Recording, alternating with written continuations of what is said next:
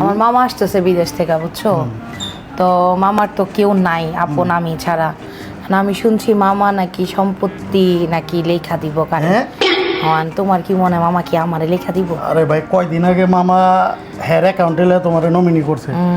100% তোমারই লেখা দিব। আমার যে মনে হয় মামা এই কারণে তাহলে আমি কি করুন কও? টেনশন করো না, মামার এমনি আগে পিছিয়ে কেউ নাই, ঠিক আছে?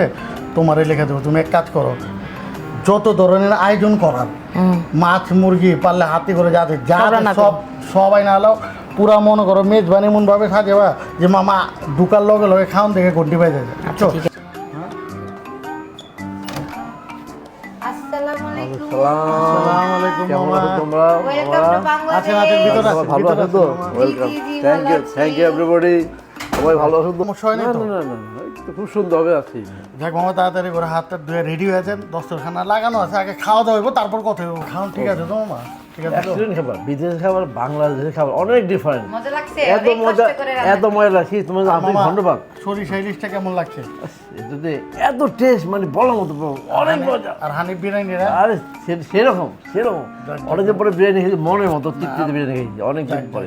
আলহামদুলিল্লাহ। এখন মামা ওই যে কথা কইতাম যে ওই সম্পত্তি নাকি কি লেখা দিবেন কি বলে, মানে ও এইটার জন্য তো আমি আছি। হ্যাঁ? আমি বিদেশ থেকে এটার জন্য তাড়াহুড়ো করে আছি। আমি তো নেহাকে আর ভাগ্নিকে যে আমি ইয়া রেখে ব্যাংকে যে হ্যাঁ। নমিনি দিয়ে 20 কোটি টাকা নিয়েছি, ওই 20 কোটি টাকা তো এখন আমার ব্যবসা লস খেয়েছি বিদেশে।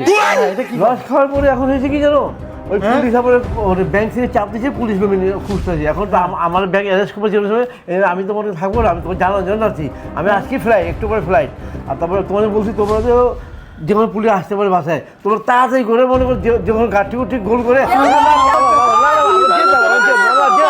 সময় না, আমরা ভালো